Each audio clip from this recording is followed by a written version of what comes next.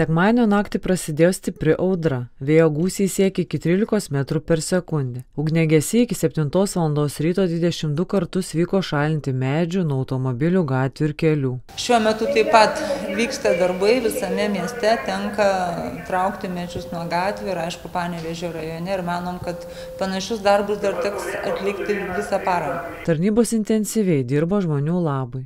Taksi vairuotojai pasakoja taip pat vos spėjantis suktis, todėl ir kainos dėl vairuotojų trūkumo šoktelėjo. O lietsargių pardavėjai paaiškino, kodėl lūžta lietsargiai. Nežino, kad yra specialūs skėčiai. Specialūs skėčiai su vėjo kišenėm.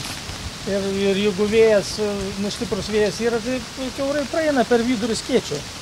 Nebent koks viesulas būtų, tai gal jisai galėtų sulaužyti, bet taip tai tokį nešioju, tai viskas gerai. Ugniagesiai rekomenduoja gyventojams esant galimybei dar prieš audrą įsitikinti, ar uždaryti langai, durys, stoglangiai, vartai. Patikrinti balkonus, ar juose nėra lengvai vėjo išpučiamų daiktų. Dažniausiai žmonės galvoja, kad ta audra bus mažesnė negu prognozuojama ir iš anksto nepasiruošia, o paskui būna nuostoliai, kaip ir, sakysim, išversti kažkokie vartai, išplėštos durys, išplėšti langai, kurie buvo neuždaryti, na ir aišku, automobiliai palikti po dideliais senais medžiais, kurie paskui užgriūna automobilius. Ar jūs patys patyrėt kažkokių nuostolių?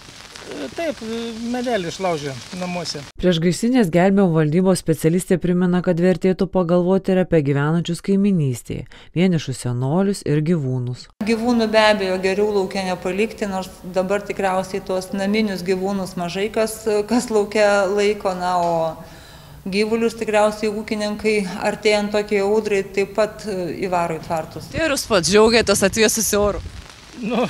Visi orai yra gražus. Reikia tik pasiruošti konkrečiai kiekvienam orui. Šiuo metu su skėčiu reikia eiti. Ir ne šiaip sau skėčiu, o tokiu, kokiu rekomendavo Raimondas, su vėjo kišenėmis.